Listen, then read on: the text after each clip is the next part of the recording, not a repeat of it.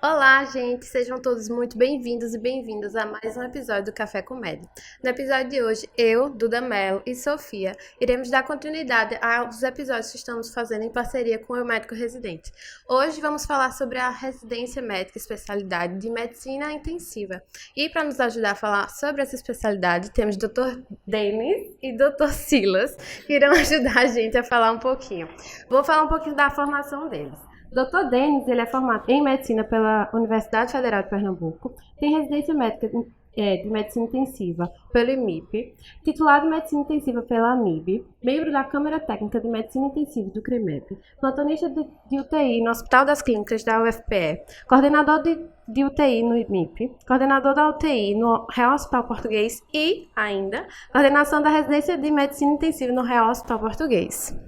Já Dr. Silas é formado em Medicina pela Faculdade de Ciências Médicas na Paraíba, especialista em Medicina Intensiva pelo Hospital São Francisco, em Ribeirão Preto, São Paulo. Titulado em Medicina Intensiva pela AMIB, especialista em ECMO pela ELSO, já foi coordenador de UTI na Beneficência Portuguesa em Ribeirão Preto, São Paulo, e na UTI do Hospital Antônio Prudente, diarista em UTI no IMIP, diarista em UTI no Hospital São Marcos e plantonista na UTI do Real Hospital Português. Tá bom pra vocês ou querem mais? Somente. Então, gente, antes de a gente começar e dar seguimento aqui, peço que vocês sigam o nosso canal, sigam o canal do Médico Residente e o do Café com Med e já deixem o seu like aqui no vídeo, tá certo? Sejam bem-vindos, doutores. Muito obrigada, doutores, por aceitar o nosso convite. É um uma prazer honra estar aqui ter vocês. E vamos começar nosso bate-papo falando, né? Como é a residência de medicina intensiva? Explique aí a gente como funciona, o que é, a duração. O dia a dia. O programa de residência de terapia intensiva teve uma mudança recente, agora aqui em Recife, pelo menos, em julho de 2021. Era uma prova que precisava de um pré-requisito, ou de clínica médica, de cirurgia geral, anestesia, infectologia ou neurologia, e agora começou a ser uma prova de acesso direto. Durava 2 anos antes, com mais 2 das outras residências, totalizando 4, e agora são 3 anos de acesso direto. Né? E aí, baseado na experiência de alguns hospitais no Brasil, a AMIB, né, a nossa Associação dos Médicos Intensivistas, resolveu fazer uma mudança que vai basear mais ou menos no tipo de residência que Silas fez lá em São Paulo. Isso, nós temos o PEM, que é o Programa de Especialização em Medicina Intensiva, que ele é da AMIB, né? E é um programa que segue a mesma carga horária na residência, 60 horas semanais, e era um programa de 3 anos. E esse programa, ele foi a base para que a gente tenha essa mudança da residência médica. Não que o PM tenha deixado de existir. Segue alguns serviços, mantendo o programa de especialização, mas por ter tido uma boa formatação, o acesso direto, né, que o PM já tinha não tinha necessidade de você ter feito nenhuma residência anteriormente, foi o adotado para a residência médica de terapia intensiva. E o que foi a principal mudança entre sair de acesso, assim, do acesso que tinha um pré-requisito, 2 anos, para os 3 anos? Quais são as principais diferenças? O que é que você roda mais nesse ano a mais, no caso que você fica? Pronto. Aqui em Recife, a residência de terapia intensiva era basicamente dentro de UTI, tá? No mínimo 12 horas por dia dentro de UTI, seja em UTI especializada, como UTI neurológica, UTI cardiológica, coronária, UTI de trauma, de geral, de cirúrgica, né? E agora a gente está trazendo para cá, com essa experiência de 3 anos, principalmente no primeiro ano, mas um rodízio em enfermaria de clínica médica, né? Já para suprir essa falta da primeira residência, enfermaria de cirurgia, junto com o bloco em cirurgia, né? No programa que a gente faz lá no português, no IMIP e até no Miguel Arraes, tem um rodízio lá de eco, que a gente vai conversar um pouquinho mais, a importância do eco dentro da UTI, cuidados paliativos, nefrologia. Então virou meio ali o primeiro ano da residência aqui em Recife, pelo menos. Silas pode dizer se lá também é um pouco diferente, em São Paulo. Mas ficou como se fosse para compensar essa ausência da primeira residência. Então é um pouco de cirurgia, um pouco de clínica, bloco cirúrgico, tanto do ponto de vista da residência de cirurgia, mas também na visão do anestesista dentro do bloco cirúrgico. Cuidados paliativos, eco e nefrologia. Acho que basicamente isso no primeiro ano. Uma grande diferença, né, nesse acesso dos 3 anos, você tem uma vivência diária de UTI. Então, você vai, o modelo, né, do PM, você vai manter a rotina de UTI todo dia, E você vai complementar, acompanhar a cirurgia dentro do centro cirúrgico. Você não vai entrar na cirurgia, mas você vai ter uma ideia dos tempos cirúrgicos, das principais cirurgias que levam o paciente para a UTI. Então, cirurgia geral, cirurgia cardíaca, neurocirurgia, você tem que saber o tempo cirúrgico, porque você vai aprender as complicações. E você vai começar a ver que a complicação que você viu na UTI, qual foi a janela do tempo cirúrgico. E a ideia é que a gente identifique mais precoce. Então, você vai ter uma formatação em que o paciente crítico vai ser o seu dia a dia. E você vai fazer isso por 3 anos. Então, a grande diferença, né, que eu acredito, é você ter a vivência específica da UTI desde o começo e correlacionando o que está acontecendo fora, mas diretamente para a UTI, sem ser em momentos separados. Estou rodando clínica médica hoje, vendo o pneumopata, mas esse ato, o que foi que fez ele piorar e foi para a UTI? Eu só saio da UTI para ver um paciente se for um paciente que esteja mais grave e que o colega da especialidade ele pediu para a gente uma segunda avaliação, para indicar ele para a UTI ou não. Isso antes dele intercorrer. Então, não que a gente esteja indo para resolver a intercorrência de enfermaria. A gente pode até ir lá para dar aquele apoio para o colega e dizer, não, vamos fazer essa observação, fazer esse manejo no UTI sim. O foco agora é mais, assim, na medicina intensiva mesmo, né? Isso. Não ficar tanto rodando em clínica médica, agora é mais... E quais são especificamente, assim, os serviços que vocês podiam dizer que rodam na residência? Falando da residência, do serviço, primeiro ano, vocês rodam em quê? Segundo ano, terceiro ano? Então, antes... Ou não tem essa divisão? Então, até o ano passado... dependia um pouco da onde você faz a residência, né? Mas era uma coisa mais ou menos homogênea, era UTI de um modo geral. Aí, assim, por exemplo, UTI de transplante, UTI de cirurgia cardiotorácica, UTI neurológica, UTI coronária, UTI geral, como eu tinha dito. Agora, tem esse rodízio que eu disse, mais focado na parte de enfermaria e bloco cirúrgico no primeiro ano, e depois do segundo, terceiro ano, pelo menos nas residências do Miguel Arraes, do Português e do IMIP, permanece mais ou menos desse jeito. UTI de transplante, neurológica, trauma, clínica, UTI cirúrgica. Isso pode ter uma variação um pouco de serviço a serviço. Como é uma novidade que tem 6 meses, então, assim, existem outros hospitais que podem fazer um pouco diferente, né? Assim, a gente tem residência aqui em Recife, por exemplo, agora tem, fora do que eu falei, na Unimed Recife tem residência de terapia intensiva, no Hospital das Clínicas, pelo Enare, né? Que vocês estão sabendo. Tem também no Santa Joana, em outros hospitais públicos também, né? Mas pode ter uma certa variação. É tudo muito recente, né? Isso, acaba que não tem ainda uma certeza de como... A gente teve uma prova no meio do ano passado, em 2021. Assim, tem gente agora que não tá nem no R1 nem no R2, tá no R1,5. E tem agora, em março, né? Que a gente começou agora em 2022, o R1 de verdade, né? E aí, mas a ideia é a gente sentindo e sabendo, aprendendo com as falhas e tentando corrigir essa programação da residência, né? E cada UTI dessa, vocês passam o quê? 1 mês, 2 meses, ou vai variando dependendo do serviço também? As UTIs especializadas, a gente passa menos tempo do que as outras. Por exemplo, a UTI neurológica, 1 ou 2 meses durante o R2 e o R3. O novo R2 e o novo R3, que eu estou dizendo. A UTI de cirurgia cardiotorácica também, 2 meses ou 3 meses. UTI coronariana, geralmente 1. E o resto dos rodízios é mais UTI de transplante também 1, e o resto dos rodízios de UTI clínica, cirúrgica e de trauma, o restante do tempo. Lógico, tem um rodízio opcional em cada ano, tem gente que gosta, principalmente quando a gente não tinha esse R1 que tem agora, rodar no bloco cirúrgico para pegar a mão de punção licórica, de via aérea difícil, ou então tem gente que rodava na radiologia para tentar achar as emergências radiológicas, né? Assim, discutir tomografia com radiologista experiente, aprender a ver melhor uma radiografia de tórax. Então tem esses rodízios opcionais também. O esperado vai ser que você faça a UTI clínica e UTI cirúrgica geral. Isso é o seu dia a dia, isso é a sua base. Né? Uhum. E aí dessa você vai derivar as outras. Cirurgia, unidade de recuperação cardiotorácica, cirurgias de transplante, mas a sua base é a de clínica médica e a UTI de cirurgia geral. Isso. E o processo de escolha? Vocês sempre quiseram fazer medicina intensiva? Como foi que vocês, assim, quero trabalhar só em UTI agora? Como foi? Bom, acho que todo mundo, né, quando vai escolher a residência, ele sabe o que ele não quer fazer. Então aí eu descartei tudo de ambulatório de uma vez só e tinha certeza que ia ser cirurgião. Minha ideia era centro cirúrgico, resolver o paciente e seguir a vida. Mas eu não me vi como uma pessoa muito hábil para ser um cirurgião E o que me incomodou muito foi a questão de visão mesmo. Nunca tive uma qualidade de visão tão boa e achava que isso ia atrapalhar. Então pensei em anestésio. E aí fui para anestésio, porque a anestesia é incrível, né? Que eu vou estar no bloco. Faz uns procedimentos ali. E achei muito ótimo. pouco, porque eu achei que termina muito rápido, nada contra os colegas do anestésio, tanto que eles são, assim, historicamente precursores da UTI, né?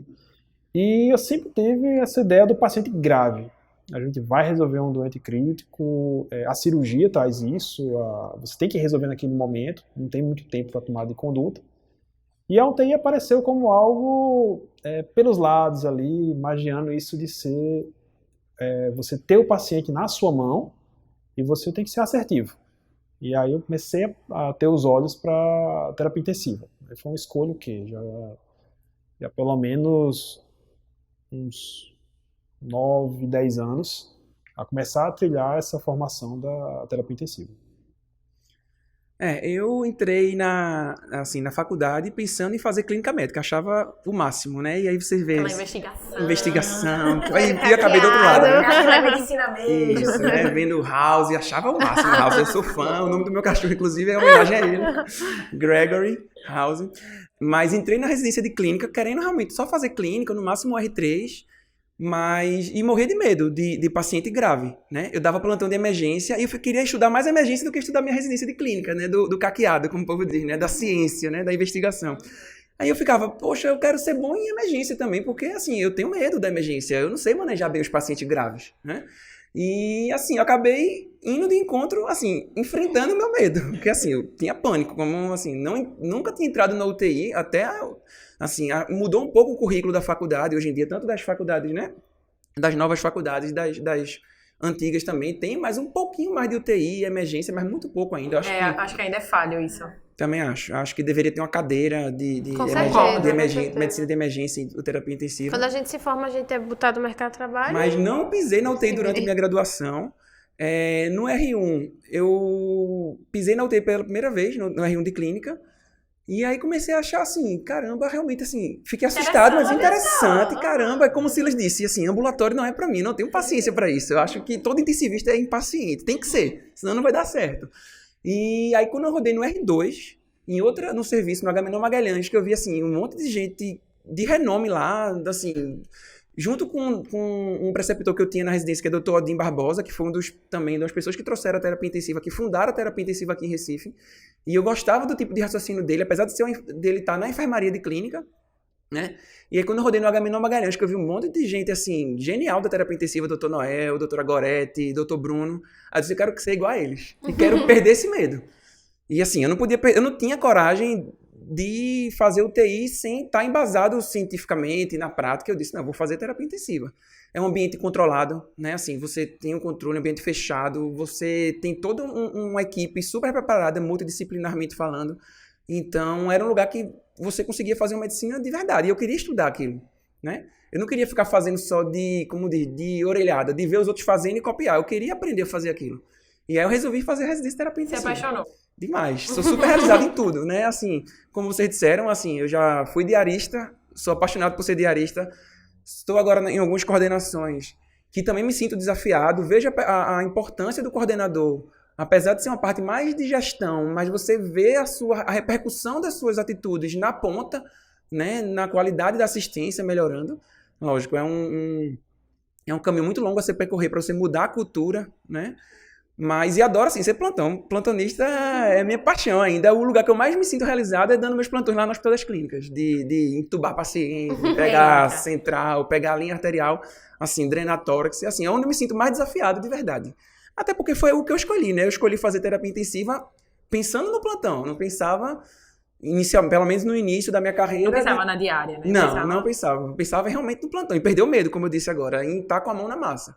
Mas eu acho que, assim, pra você ser intensivista, você tem que pensar mesmo no plantão, porque, querendo ou não, acho que é o primeiro passo de todo médico intensivista, vai passar pelo plantão, não vai já chegar e ser diarista. O que aconteceu é que com a abertura de um grande número de UTIs em Recife, antes da pandemia mesmo, né, tava em expansão já o mercado, e aí oportunidades surgiram de a gente, né, tá no lugar onde a gente tá agora, né, na coordenação, na diária, e assim, você dizer um não agora pode repercutir lá na frente, né, então a oportunidade surgiu e a gente teve que abraçar.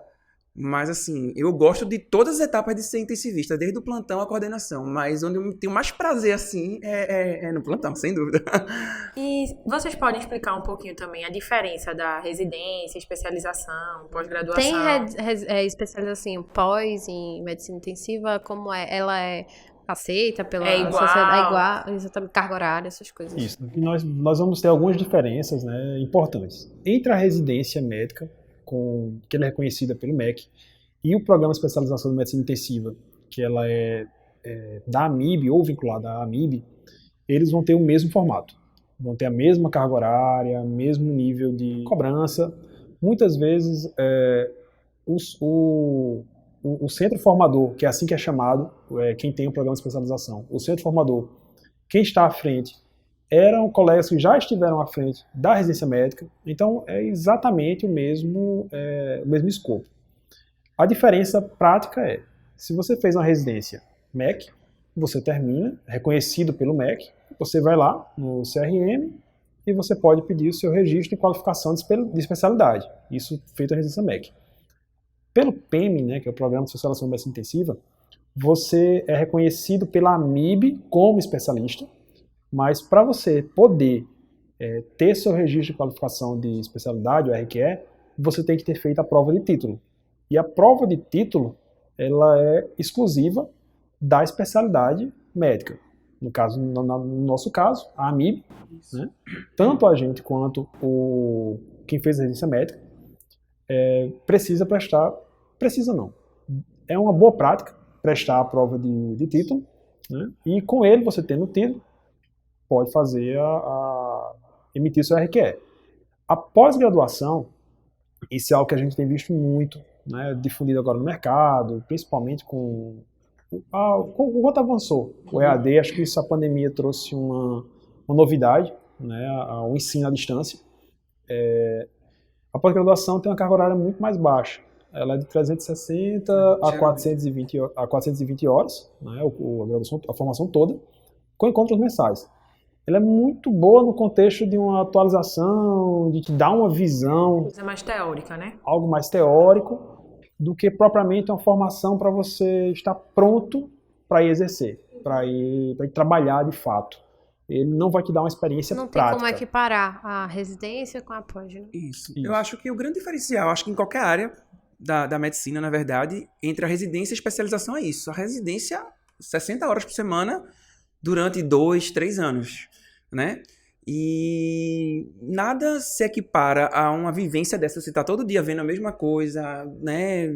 Acaba se tornando medular, tanto do ponto de vista prático como teórico. Sim, é como o Silas disse, eu acho que em toda a área da medicina, na verdade, a residência, por ser uma experiência de imersão, na verdade, por vários anos, né? Assim, por mais que a gente tenha na pós-graduação, na especialização, um conteúdo teórico muito bom, é difícil de que tenha essa equivalência, né? Porque 360 horas, 420 horas, são 6, 7 semanas de residência. Em 6, 7 semanas você tem isso. E é muita parte teórica, tem parte prática também nas pós, né? Mas eu acho difícil de dizer. Não estou dizendo que exista você fazer uma residência, você vai ser obrigatoriamente um bom especialista, e você fazer uma especialização, você vai ser um médico ruim. Mas é diferente, né? A preparação agora, é por diferente. exemplo, naquele cara que fez cirurgia e quer dar uns plantões de UTI e tudinho, assim, não vou dizer para ele fazer uma residência. Ele vai continuar sendo cirurgião, mas eu acho interessante que ele faça uma pós-graduação, uma especialização, para estar ali atualizado, saber como é que o intensivista pensa, como é que maneja ali a UTI, né? Fora a parte financeira. Na residência, vocês sabem, né? A bolsa da residência agora é próximo de R$3 mil, se eu não me engano. É 4.100, se eu não me engano. R$4 mil. Poxa, Aumentou. é muito bom. Então, Muito você bom tá assim, ganhando né? 4 mil e na especialização você tá pagando 2 mil, 3 mil. Então, é um déficit de R$7 mil aí. Agora, querendo ou não, você consegue fazer uma pós e trabalhar. Na residência é mais difícil, porque você tem 60 horas por semana, tem que preparar seminário, tem que, sei lá, ir para as aulas que tem, né? Então, talvez você não consiga tanto conciliar o trabalho junto com a residência. E em relação ao mercado de trabalho, as 3 residências, especialização e pós, consegue sem problemas? Tipo, tem alguma diferença para o mercado de trabalho, para conseguir? Tem alguns hospitais mais exigentes, eu acho que, como o Silas disse, né? Assim, essa prova de título da AMIB, mesmo você tendo residência, sendo reconhecido pelo MEC, tem alguns hospitais mais exigentes, principalmente aqueles que têm acreditação internacional, que exigem a capacitação do seu corpo clínico, que ele acaba exigindo essa titulação pela AMIB, né? Então, ele acaba filtrando mais um pouco os médicos, como se fosse uma exigência. Ter o RQE cadastrado no CREMEP, né? Ter o título da AMIB. Então, um pouco. Acho que em Recife ainda um pouco. Talvez mais para o futuro, quando a gente tiver com esse mercado um pouco mais aí... Consolidado. Um pouco consolidado, saturado, talvez vire uma exigência maior. Não sei se Silas acha diferente. Não, isso mesmo, e aqui vai te habilitar. Né? Para você ser responsável técnico, né? Acho que pela RDC, você obrigatoriamente tem que ser titulado. Você tem que ter título você da tem que ter AMIB. o título. Então é uma questão realmente de habilitação. E hoje, até a RDC ela sugere, é uma boa prática, você ter a especialidade. Pelo menos a especialidade. Mas que você tenha o RQE. Eu acho que em algum momento vai se exigir uma quantidade mínima na escala dos plantões. Né? Mas o que a gente vem vendo, né, cada vez mais os hospitais nos grandes centros, em modo geral, ele exige uma formação com a residência ou com a especialização equivalente em horas. Então isso no Sudeste, no Sudeste já chegou e assim, em um curto espaço de tempo a gente vai ter isso a nível do Brasil como um todo. E assim, falando um pouco ainda da residência, tem subespecialidade na residência de medicina intensiva? Como residência mesmo, que eu saiba não, né? Por exemplo, você tem uma residência de cirurgia torácica, uma residência de cirurgia oncológica. A gente não tem, pelo menos aqui em Recife, residência propriamente dita, mas tem fellow, né? Pelo menos aqui em Recife, fellow ou pós-graduação / especialização em cardiointensivismo, que até acho que foi em 2021 que começou lá no IMIP. Aí Silas pode falar se ele conhece alguma coisa mais lá pro lado do Sudeste, se tem de outro tipo de pós lá, né? O que a gente tem mais, né, o cardiointensivismo, né, já é bem difundido, em São Paulo tem vários centros dessa forma, e o neurointensivismo, né, tanto em Minas a gente vai ter, no Rio de Janeiro a gente tem também, em São Paulo também, ou seja, serviços que a gente consegue concentrar pacientes de uma especialidade na UTI, a neurologia, o pós-transplante, pós-cirurgia cardíaca, você tem possibilidade de ser especializado naquela área. Então acho que isso é algo, por ser uma especialidade muito nova, terapia intensiva, eu acho que isso é algo para o futuro. A gente ter esses fellows sendo transformados em residências mesmo. Acho que vai ser o nosso futuro. Com o tempo abranger a quantidade também, né? Isso. Em relação agora ao dia a dia, como é a rotina de um residente em medicina intensiva? De um residente? Chega que horas? Sai que horas? Porque muita gente diz, meu Deus, cirurgia a pessoa não tem vida, clínica também. Como é a medicina intensiva? É bem parecido. Eu digo que eu acabei a residência acho que faz 5 anos. E eu conto na mão quantas vezes eu saí da UTI com o sol ainda dando para ver o sol. Como é uma carga horária de 60 horas, e geralmente, assim, talvez nessas residências novas que estão surgindo aqui, possa ser um pouco diferente. Mas na do IMIP, Miguel, do Português, que a gente tinha antes, de Esperança, e até do Santa Joana, que já tem uns 3 ou 4 anos, já que a gente não tem plantão noturno, acaba sendo um plantão diário, de segunda a sexta, né? Não como você como plantonista, mas você acompanhando ali dentro da UTI esse tempo todo, né? Até porque em hospitais de excelência a gente tem uma visita do médico diarista de manhã, tem um médico diarista da tarde. É interessante que você participe junto com a família da visita, pelo menos para você aprender a ver uma pessoa mais experiente dando uma notícia, né? A gente precisa, né, na UTI a gente precisa aprender muito a fazer comunicação de notícias, né? De más notícias, comunicação com família, né? Então, se você fizer a residência bem feita e quiser realmente aprender, estiver ali engajado, é basicamente quase 12 horas por dia. Todos né? os dias? Todos os E os dias. finais de semana?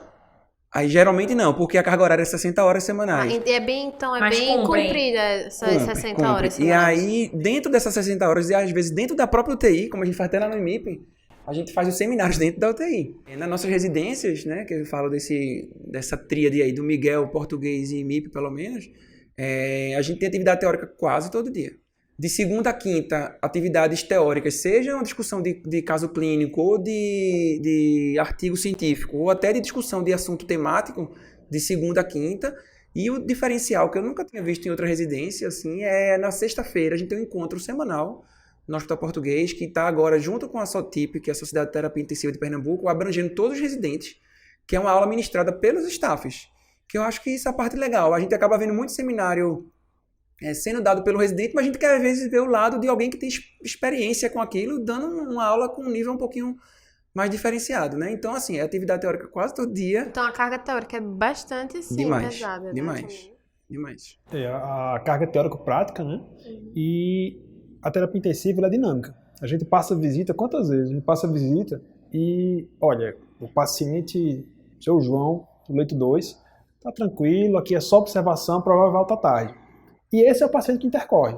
Esse é o paciente que a gente corre e a gente, como residente, na época, são 6h30 que ele intercorreu, você tá ali, você se dedicou a ele, você vai parar para olhar o relógio, são 8 horas da noite, e você mandou o paciente pro bloco, porque foi era um AVC isquêmico, foi transformação hemorrágica, muitas vezes você espera para ver o resultado. Então tem essa pegada da terapia intensiva que você se dedica muito ao paciente, à família do paciente, né? A equipe, em que os horários, assim, a gente tem horário de entrada. Não tem aquele rigor da cirurgia, de não abandonar a cirurgia, mas o horário de sair da gente Então, no Nem mínimo, sempre, 60 horas semanais, 60 né? horas. Na minha época que eu estava na residência do IMIP, às vezes a gente tinha visita à noite. Parece mentira, visita médica à noite com o diarista. E às vezes a gente saía, a visita acabava 8 horas, 8 e pouco, e tinha para resolver as pendências. Às vezes passar um cateter de artéria pulmonar, passar uma central, uma Os definição. residentes que lutem, né? Isso, exatamente. E assim, todo mundo sabe disso, né? Assim, as intercorrências acontecem nas passagens do plantão. Então, se você demorar um pouquinho para chegar na residência, resolver chegar lá para as 8, talvez você tenha perdido um monte de coisa que aconteceu na passagem. E se você resolver sair também antes das 7 da noite, você pode perder muita coisa. É onde acontecem as coisas. Como o Silas disse, parece que é ali combinado. Então nunca é 60 horas. Nunca é. E agora, falem um pouquinho de alguma história marcante durante a residência de vocês. Vocês tiveram algum paciente assim que marcaram, que vocês Marcou, realmente disseram, assim. poxa, isso é o que eu queria, ou alguma coisa assim. Ou marcante negativamente também, né? Uma história positiva, uma negativa. Alguma que marcou durante a residência. Veja, eu acho que diferente das outras residências, assim, a terapia intensiva a gente tem emoção todo dia, né? A gente tem muitos eventos negativos, né, que a gente sente pela perda do paciente, mas acho que na pandemia, acho que foi uma parte que surpreendeu, pelo menos pela parte mais recente, talvez, né? Não na residência, mas na vivência da terapia intensiva mesmo, de a gente ver pacientes que a gente, às vezes, nem acreditava que fosse melhorar e, surpreendentemente, conseguiu sair da UTI. Lógico, às custas de um internamento prolongado de 2, 3 meses, às vezes, na UTI, né? Com Covid, a gente viu muito paciente cronificando dentro da UTI. De nome, assim, eu não lembro não, mas assim... Não, mas... assim, paciente de trauma que chega com não sei quantas lesões por arma de fogo que você acha que não vai dar e o paciente sair. Trauma torácico, paciente neurológico que faz um AVC, chega com déficit, sem falar, e aí você tromboliza, e aí algumas horas depois o paciente parece que não teve nada com ele, tá lá falando, mexendo o braço, né? Então... Cada dia Cada semana tinha uma surpresa positiva, assim. Como já faz um tempinho que a gente fez residência, talvez a gente não lembre São maiores muitos detalhes. pacientes, né? Bem apaixonante. E assim, específico para mim da época da residência, isso acaba sendo comum no nosso dia, graças a Deus isso acaba sendo comum. Um senhor, acho que ele tinha uns 72 anos, e eu fiz em Ribeirão Preto, São Paulo, né? E ele era de Piancó, na Paraíba. Aí, por acaso, conversando da Paraíba, ele faz AVC na minha cara. Ele internou com a FA autorresposta e ele fez um AVC. A gente fez a imagem, na época, a gente precisou trombolizar, com o serviço que a gente estava, e ele fez uma transformação hemorrágica. Sangrou aquela área, né? Importante, com desvio de massa, precisou ir para a cranectomia descompressiva, e eu fiz a reunião familiar. Inclusive, na época, a gente não tinha como fazer uma videochamada. A tecnologia não estava como é fácil hoje, né? Então, liguei para a família. Teve uma empatia por ser da mesmo estado, tão longe, né? E chamei a família veio. E foi aquela conversa para a gente discutir a terminalidade dele. E muitas famílias perguntam para a gente, enfrentar um quadro grave, sempre colocam, né? Mas pode ter um milagre. E uma resposta que eu aprendi a dar bem a partir daí foi, olha, a gente está trabalhando para que possa ter esse milagre, mas não depende da gente. E nesse caso específico, eu tinha certeza que não teria. Fez a visita, eu fiquei no plantão da noite, né? E o paciente ele começou a ter drive ventilatório. A gente estava sem sedação para avaliar a próstata morte-cefálica. E estava naquelas margens, né, guardadas 24 horas sem sedação, e o paciente voltou a ter drive ventilatório. Ele acordou, né, débil, mas acordou. A gente partiu para a traqueostomia para esse paciente, conseguiu fazer uma reabilitação funcional dele, ele voltou a ficar com contactuação, conseguimos decanular a traqueostomia, e ele ficou com déficit motor importante, mas conseguiu reabilitar, fala com dificuldade, e foi um paciente que eu pude visitar. Quando eu terminei a residência, quando eu voltei para o Nordeste, eu tive contato com a família, e eu pude ir a Piancó e vê-lo em casa. Ele voltou, ele saiu de Ribeirão, foi ficar com os filhos, e eu pude vivenciar isso aí. Débito de residência, época pós. Então ele me marcou bastante. Acho que eu aprendi muito com ele. Acho que foi um dos pacientes que mais... Eu coloco ele ao lado de vários staffs que eu tive de ensinamento. Esse foi aquele milagre, né? Na verdade, o staff ele ajuda a gente a aprender, né? Quem ensina a gente é o paciente, na verdade, né? E falando agora, então, do dia a dia de vocês pós-residência, o mercado de trabalho. Como é o mercado de trabalho de um médico que faz medicina intensiva, assim? Vocês trabalham em quê? O dia a dia de vocês chegam, vocês dão plantão, vocês são diaristas, vocês podem trabalhar em que... atuar como? Na terapia intensiva, é o que a gente tinha conversado. Plantão, né, diária e a coordenação da UTI, né? Tudo dentro da UTI, basicamente, né? Vou falar da minha rotina, né? Eu sou coordenador de 2 UTIs, então eu passo o turno da manhã numa UTI e o turno da tarde em outra, né? Lógico, 24 horas por dia com o telefone ligado, né? Porque o problema não escolhe a hora para acontecer. E sou plantonista do Hospital das Clínicas, e aí eu dou plantão à noite, durante a semana e no final de semana, também mais 12 horas. Mas assim, isso não é uma regra, né? Tem colega da gente que tem 2 diárias e um plantão, ou estão 2 plantões que eu falo assim, de 24, né? 2 plantões e uma diária, ou tem gente que tá só no plantão, ou então tá mais na parte só da gestão. Mas a minha rotina é essa, parece ser tranquila. Comparada a de Silas, vocês vão ver que... Já é Tranquilo. Eu sou diarista de 2 serviços hoje, né? Então tenho a rotina de passar visita nesses 2 serviços. E ainda por resquício da pandemia, a gente precisou abrir mais UTIs. Então eu acabei passando visita em 3 UTIs. Uma de apoio à pandemia, por necessidade mesmo, dos serviços de saúde. E além disso, sou plantonista no Hospital Português. Então a gente tem que se dividir bem com o horário, né?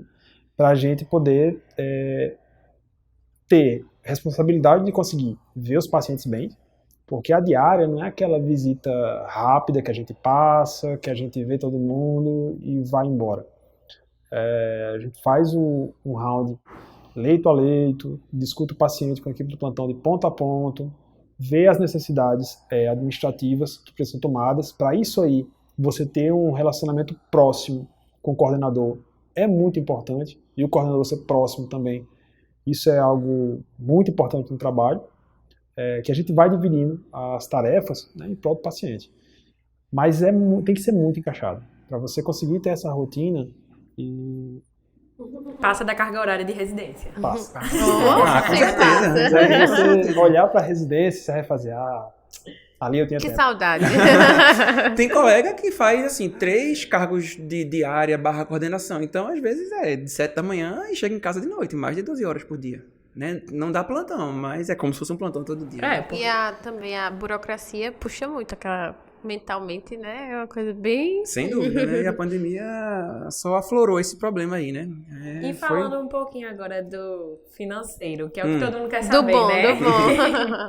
Diga aí uma média, mais ou menos. Assim, um plantão de UTI, uma diária.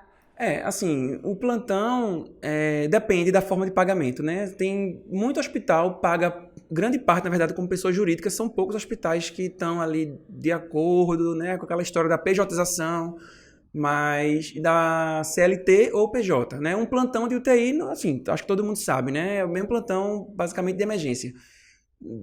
Mudando aí de pessoa física para jurídica, pode pagar ali 800, 900 na CLT, mais ou menos. Lógico, tem hospitais que pagam um pouco mais por plantão.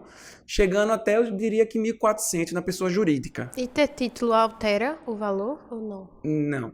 Pelo menos nos hospitais que eu conheço, não. Né? A diária também, né? A diária tem diária pessoa física e pessoa jurídica. E aí depende. No Estado não existe o papel, a função do médico diarista. O que eles fazem é deslocar alguém do plantão no concurso do Estado e na EBSE também, no Hospital das Clínicas, para cumprir a função de diarista. Então, o diarista e o plantonista ganham a mesma coisa. Você não ganha nenhum bônus por ser diarista? No Estado, nos concursos, não, porque eles, assim, é uma especialidade não tão nova mais, como a gente falou, mas assim, não tem o concurso para médico, diarista de UTI, né? Ganha muita dor de cabeça, então. Pois é. Por isso que, assim, nem todo mundo topa fazer, né? E fazer bem feito. Mas fica mais ou menos no mesmo valor. Por exemplo, o Estado agora vai ter um aumento, se eu não me engano, mas até agora está pagando próximo de R$7 mil para o plantão e para a diária e para o coordenador, porque também não tem função de coordenação no concurso. A diferença é que tem a maior flexibilidade de horários, né? Assim, o plantão você tem que estar lá do início até o fim, o diarista consegue um dia chegar em outro horário, sai um pouco mais cedo, né? Você faz o seu horário. Mais ou menos você faz seu horário, assim como o coordenador do Estado, né? E no resto do serviço sem ser do concurso também é por aí. A diária ganha, dependendo do hospital privado, público, pessoa física ou jurídica, entre 8 e 10. Isso. Na diária. Isso é algo cálculo até meio que nacional mesmo. Entre 800 ou R$1.000 por leito da UTI que você está. Se você está na UTI que tem 6 leitos, você vai receber ali entre 4.800 e 6.000. Pelo menos lá em São Paulo, fazer muita conta por leito. Minha UTI é de 6, 7 ou 8, 9 ou 10 leitos, que é nosso... Eu acho que aqui não tem muito isso de leito, né? Mais um... Não, aqui é pela UTI. Até porque grande parte das UTIs da gente aqui em Recife, seja pública ou privada, são 10. Porque é pela regulamentação da RDC, né? Que tem que ter um médico diarista, um coordenador e um plantonista a cada 10 leitos ou fração. Se você tiver 1 ou 10, tem que ter a mesma quantidade. Se tiver 11, aí tem que ter o segundo plantonista. Mas grande parte das UTIs aqui são de 10 leitos. Lógico, tem as UTIs... Eita, eu esqueci até de dizer. A UTI obstétrica que a gente passa também. Né? Que é um dos poucos lugares aqui no Brasil que tem UTI especializada, que é a UTI obstétrica do IMIP também, né? Que você tem muito contato com uma paciente grávida, puérpera. O senhor falou anteriormente de eco. Altera você fazer o eco? Fazer ecocardiografia. A gente não tem a residência e especialização em ecocardiografia, né? Mas a gente aprende a manejar, né? Por exemplo, eu fiz um curso de um curso particular por fora, um curso de imersão de 1 semana também para fazer eco, né? Tem cursos de eco da própria MIB. Então, o eco, assim, a beira-leito, ele é uma condição, acho que indispensável hoje em dia. As UTIs todas que eu trabalho, acho que Silas também, todas têm um ultrassom dentro da UTI, uma máquina de ultrassom. E acaba que na residência, acho que você vive muito isso, né, também? Isso, agora a gente vive e mais do que isso, a gente é exigido. Por exemplo, um procedimento comum de toda residência de terapia intensiva, você vai aprender a posicionar um paciente. E hoje vem sendo recomendação forte que você faça guiado por ultrassom. Inclusive, se você tiver um acidente de punção e você tinha um ultrassom à disposição e você não utilizou, e você fez um pneumotórax, um acidente, num quadro que não era emergência à punção, você pode ser até responder por isso aí, porque acaba sendo negligência. Mas, e até te respondendo, hoje, isso eu acho que é algo que a gente tem que crescer. Eu acredito que se a gente tem uma formação adicional, se a gente tem a titulação, se a gente tem uma formação melhor, deveria ser valorizado por isso aí e ter um valor adicional? Sim, alguns serviços, né, a Beneficência Portuguesa de São Paulo, por exemplo, de Ribeirão Preto, ela pagava. Se você tivesse uma residência, se você tivesse 2 residências, se você fosse titulado, ela pagava um adicional a você por isso. Então, acho que isso é uma questão de tempo também. E até de união da classe mesmo, né? Acho que a gente precisa se unir mais para exigir nada mais do que, né? Como é que uma pessoa que saiu da faculdade vai conseguir ganhar igual a você que tem 2 residências na costa, é especialista em ECMO, tem o curso de ultrassom, de eco, não tem sentido, né? Deveria ser de uma forma proporcional. É porque eu acho que é muito recente, né? Acaba que tudo no tudo intensivo isso é muito recente. Aí... Não só a residência em medicina intensiva é recente e esses cursos também, né? Assim, o ultrassom na Europa, nos Estados Unidos começou muito antes, mas a gente trouxe a vivência da máquina desses procedimentos dentro da UTI há menos de 10 anos, com certeza. Eu acho que o ultrassom, na verdade, acho que foi da nossa época mesmo, com a facilidade que a gente tem hoje para cá. Não era tão fácil cada UTI ter um ultrassom, não. Isso. E é possível empreender na área de medicina intensiva? Isso. Sim. Hoje, né, uma das áreas na formação na residência que a gente vai discutir muito é esse cunho administrativo da unidade fechada. Tanto que se a gente for olhar a nível de direções de hospitais, gerência de hospitais, vários são intensivistas. Porque a gente tem muito a ideia de gestão do recurso que a gente está utilizando. Então, um modelo que todo mundo vai ter contato vai ser com os grupos que fazem gestão de UTIs. Então, você tem um grupo de fazer gerenciamento de serviços de terapia intensiva, você consegue otimizar o resultado para o serviço, você consegue manter um atendimento sem nenhum detrimento para o paciente e você consegue fazer isso aí com custo efetivo otimizado. Então, é uma das áreas de investimento. Terapia intensiva a gente divide muito conhecimento, né? Então, a parte do ensino, né, é um campo que tem crescido bastante. A gente poderia ter discussão, ter tanto cursos à beira-leito, né, curso com manequim, de discutir os procedimentos que nós somos sempre estimulados e treinados a fazer, com as discussões teóricas, ter curso, né, para formação mesmo, para aquele colega recém-formado, ter curso de atualizações, isso aí é uma grande área para empreender ainda na terapia intensiva.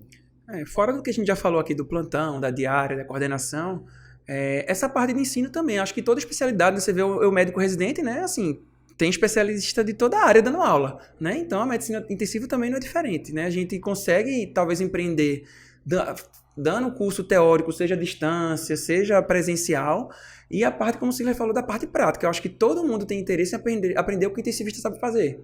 Para começar a dar um plantão em UTI, em emergência, então, curso de via aérea difícil, curso de ACLS, que, obviamente, cardiologista dá, mas intensivista também é monitor, tá habilitado para ser instrutor.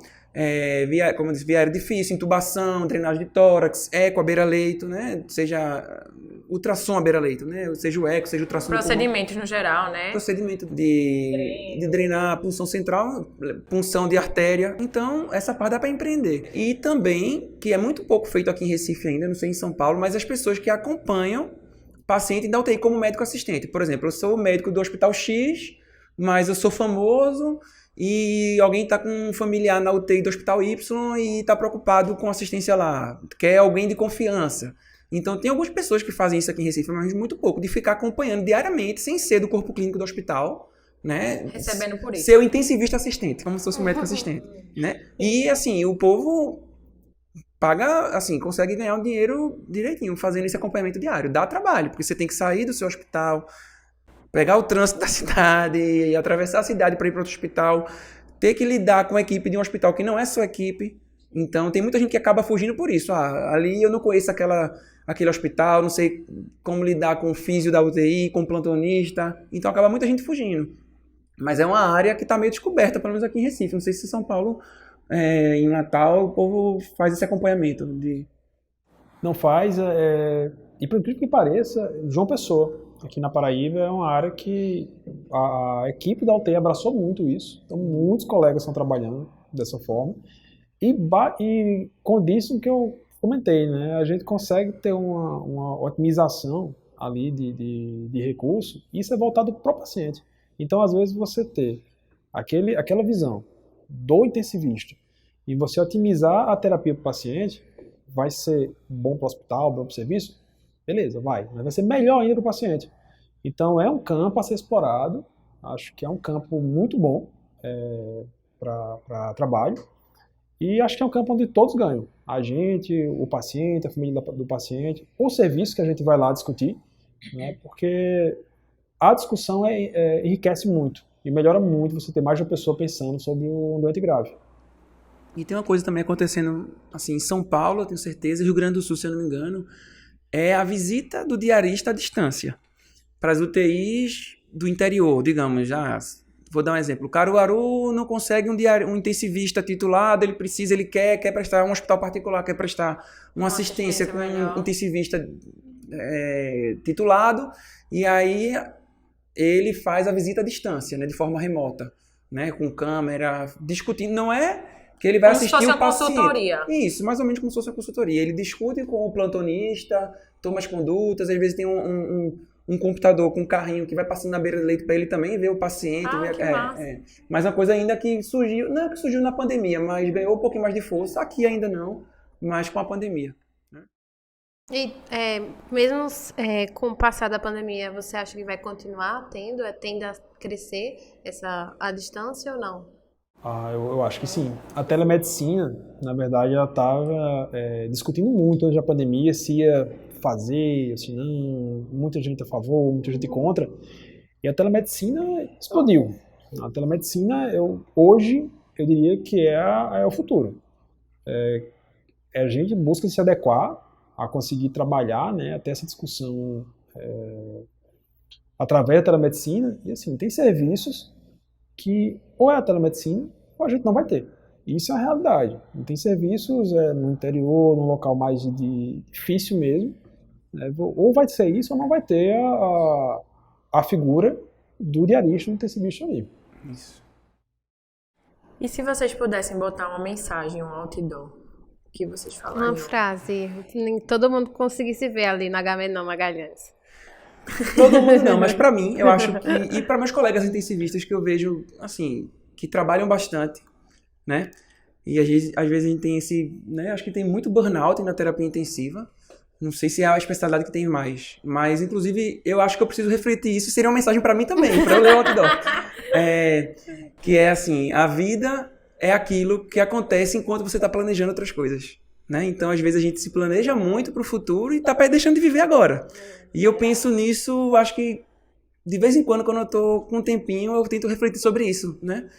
É difícil, como a gente disse, de perder também as oportunidades que surgem, né? A gente, querendo ou não, jovem, teve muita oportunidade, mas às vezes a gente tem que pensar, não só o intensivista, mas o médico, né? A área de saúde, de modo geral, os técnicos de enfermagem também são muito sobrecarregados, enfermeira. Então, de a gente sempre pensar nisso, de almejar, de saber até onde ir, né? De tentar equilibrar mais aí a vida pessoal com a vida profissional, né? A gente sabe que é difícil, a gente tem medo do futuro, a insegurança, mas às vezes a gente se planeja muito para uma coisa que talvez não venha nem acontecer. Às vezes sempre deixa para depois. Não, depois eu faço, depois Isso, eu vou. né? E assim, eu vejo muita gente ao meu redor, assim, trabalhando. Entupindo de trabalho, né? Eu também, né? Assim. Mas eu penso nisso e discuto lá em casa com minha esposa de vez em quando isso, e eu não sei nem responder. E aí, até onde eu vou, quando é que eu vou parar, quando é que eu vou, né, ter um pouquinho mais de vida, né? E a gente não combinou, mas assim, Não é a mesma frase não, né? eu faria uma provocação. Onde você quer estar daqui a 5 anos? Eu acho que se a gente parar para pensar, a gente vê muito lado profissional. Eu quero daqui a 5 anos estar coordenando, quero passar a ser um coordenador do gabarito e do Dr. Denis. Mas saiu um artigo em março de 2021, do Dr. Kurtz, um intensivista renomado, e ele teve um diagnóstico com ela, com esclerose lateral amiotrófica. E lá, ele dá algumas recomendações que acho que todos nós devemos pensar, e eu repensei muita coisa, principalmente durante a pandemia. Priorizar a família, priorizar a casa, que você faça o seu ambiente de trabalho um ambiente agradável, tá? Como a gente tem no IMIP. A gente consegue ter uma relação entre os colegas excelente no dia a dia. Isso é importante. E você ter tempo para você. Você pensar, daqui a 5 anos eu quero ser isso na medicina, mas eu quero ter visto meus filhos crescer, eu quero ter participado do que é importante na vida da gente e aprender a dosar. Então eu acho que, além de pensar na formação médica, que é muito importante pensar e tomar essa decisão, concilie com suas atividades do dia a dia. Não deixa morrer aquele dom que você tem, você gosta de música, você gosta de artes, você é um cinéfilo, não deixa morrer isso não. Coloca uma atividade e coloca como obrigação. Coloca que ter um hobby é uma obrigação para você. E coloca a tua família junto. Eu acho que isso é algo que a gente precisa muito, muito se cobrar. Acho que não pode deixar se entupir de trabalho. Porque depois você olha e faz, eita, passou. Viver no automático, né? A gente Mas fica eu acho que vivendo no acaba que automático. isso vem até da faculdade de medicina, né? Isso. Você vai ignorando na faculdade, aí no trabalho você acha que vai melhorar, e só piora, é uma bola de neve. Às vezes a gente tem oportunidade, né? Assim, a gente não pode ser hipócrita e dizer que médico ganha mal, né? E acho que em nenhum lugar do mundo. Nenhum lugar do mundo. Até porque, assim, a responsabilidade que a gente tem é muito grande, né? Assim, não tô dizendo que a gente ganha desproporcional, mas, assim, a vida do paciente, seja no ambulatório, seja na UTI, ele tá nas suas mãos. Se você tomar uma conduta no ambulatório errada, não vou dizer naquele dia, mas por alguns meses, o paciente pode estar daqui a um ano na UTI, né? Com as complicações do que você fez errado no ambulatório. Eu acho que nossa responsabilidade é muito grande, como médico, de tomar decisão em todas as áreas. Numa patologia, o patologista dá um diagnóstico errado, acabou a vida do paciente. Quem é? O cirurgião que vai lá ver a lâmina para checar. Então, né? Mas a gente poderia se aproveitar de sermos bem remunerados para trabalhar mais, mas não, né? O médico acaba, eita, já que eu consigo ganhar bem, eu vou trabalhar mais ainda para ganhar mais, né? Quer cada vez Eu mais, penso né? muito nisso, pô, já que eu ganho melhor do que grande parte da população, Por que não trabalhar eu menos, deveria né? trabalhar menos do que a população, mas o médico trabalha mais do que a média da população, né? Negócio É verdade. estranho, a ganância, né? E aí vamos pro biscoito da semana. É a parte mais legal. Biscoito da semana. Inclusive o explicando. artigo já pode ser, né? É, Já pode ser mais um biscoito extra aí. Um biscoito extra da semana. Não, eu trouxe outro biscoito. Então, já que o senhor trouxe outro biscoito, pode começar falando Bom. aí um biscoito. Como um bom nerd, né? Eu trago um jogo, né? Multiplataforma, foi muito esperado. Eu acho que um dos jogos de mundo abertos muito legais. Eu joguei isso no final de semana. É Elden Ring. Tá na Steam, tem pro PS5, tem pro Xbox. E você pode jogar em cooperativo ou ter um jogo solo. E é importante você ter um jogo legal pra você descobrir, até pra você se parecer. E pra gente que vai estar estudando pra residência aí, ou na residência, os capítulos dos jogos são curtos. Então dá pra você jogar uns 15 minutos e parar, não se porque perder, você né? chega no save game rápido. Mas eu duvido você jogar 15 minutos só. Não, aí não tem como ser indicação. Vai, Negócio galera. errado, né? Assim, você não consegue ver um episódio só. Galera vicia. Como é o nome mesmo do jogo? Elden Ring. Mas é o Elden que? Ring. Qual Qual é a história do... É uma aventura, né, época medieval. Você é um maculado, em que você vai ter um desenvolvimento com RPG, várias armas, as armas mudam muito o layout, armaduras. É massa. Bem nerd. Nossa vida cultural na pandemia, né? Ficou bem comprometida, né? Era só trabalho. Mas aí, graças a Deus, agora do final do ano passado pra aqui, eu consegui me restabelecer em algumas coisas. E aí, meu biscoito é o último livro que eu li e o último filme que eu vi. É o último livro que eu vi, apesar de não é tão divertido, mas acho que é importante todo mundo ver, que é Get the Things Done, que é como se fosse... como a arte de fazer acontecer. Acho que a tradução para português é essa, de David Allen. É sobre produtividade, né? Como a gente acaba querendo fazer muita coisa ao mesmo tempo, é tipo uma forma de você produzir de forma melhor, de você otimizar seu tempo. É um livro tranquilo, a leitura fácil, ele acaba sendo bem repetitivo durante uma parte do livro, mas ele fala técnicas para você otimizar seu tempo no dia a dia e sobrar mais tempo para família, para descansar. Então acho interessante, deu para ler em 5 dias. E ele fala algumas técnicas que você pode usar de priorização, de como descobrir o que é mais importante. Às vezes você se pega, eita, pô, tenho isso para fazer. Aí você passa o dia todinho tentando saber o que você vai fazer e acaba sem fazer nada no dia. Então ele dá algumas técnicas de como priorizar suas tarefas, né? Do dia a dia, como separar não o procrastinar. tempo. Não, exatamente. O meu próximo livro talvez seja sobre procrastinação, porque eu consegui melhorar nisso, mas eu procrastino muito ainda. E do cansaço também, né? E o filme eu vi no cinema, acho que foi em dezembro ou foi em janeiro. Que é Beco do Pesadelo. O nome é meio assustador, mas não é tão assim, não. É um remake da década de 60 ou 70, tem um monte de gente famosa. Tem Bradley Cooper, tem aquela Cate Blanchett, que é meio uma história que se passa no circo, de um cara que tá meio perdido na vida, ele começa a participar dos bastidores do circo e depois ele começa a ver uma oportunidade de ser famoso. Assim, não vou dar muito spoiler aqui, mas assim, o filme é bom, muito bom, você vê muitas relações humanas, o como as pessoas se aproveitam dos outros. Eu não vou dar mais detalhe não, mas acho interessante. Acho que foi em janeiro, se brincar deve ter já em alguma plataforma digital aí pra ver, mas é muito legal, muito legal. É um elenco muito bom, tem outras pessoas, tem aquele William Dafoe, não sei se vocês sabem, que é o Duende Verde do Homem-Aranha, né? Então é um elenco muito bom. É uma crítica, é triste, mas não é ao mesmo tempo. Acho que é bom. Acho que é bom de verem para ficar a gente refletir um pouco também. O meu é um filme também, é o Batman. É um filme que está em cartaz agora no cinema, maravilhoso. Assisti semana passada, vale muito a pena, principalmente quem é nerd e que sabe, já viu vários. Eu, particularmente, achei o melhor de todos. É ótimo, são 3 horas, mas vale muito a pena, passa rápido. Tá em cinema, mas em abril já chega no HBO. Então, quem quiser esperar, ótimo. Bom, o meu vai ser um site para ajudar os recém-formados aí de plantão. O nome do site é Pede Ajuda. E aí é mais pra galera da pediatria, que pega plantão de tudo, ou então que roda pediatria.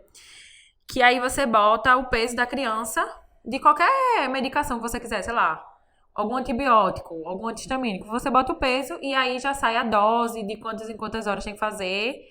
É como se fosse um aplicativo... Um notebook para pediatria. Massa. Com as doses para criança. E aí você não precisa estar calculando, fazendo aqueles cálculos bizarros da pediatria. É PED ajuda. Pede ajuda. Será que se esse site existisse antes, muita gente teria feito pediatria? Porque assim, eu fugi por causa dos cálculos. Meu Deus do céu. Eu morria de medo de fazer um cálculo errado em criança. Meu Deus do céu. Então é isso. Muito obrigada, doutor Denis e doutor Silas. Acabou o nosso episódio por hoje. Agradeço a todos que ficaram até o final. Lembre de seguir a gente nas redes sociais. Se tem alguma rede social que gostaria de divulgar, que seja pública, não. Siga o Café Comédia, @Café Comédia, @Eu Médico Residente. Lembre de curtir esse vídeo e seguir aqui no canal. Muito obrigada de novo. Foi uma honra ter vocês. Foi ótimo. Muito obrigada, pessoal. E é isso. Tchauzinho. Até o próximo episódio. Tchau, gente. Até a próxima. Tchau.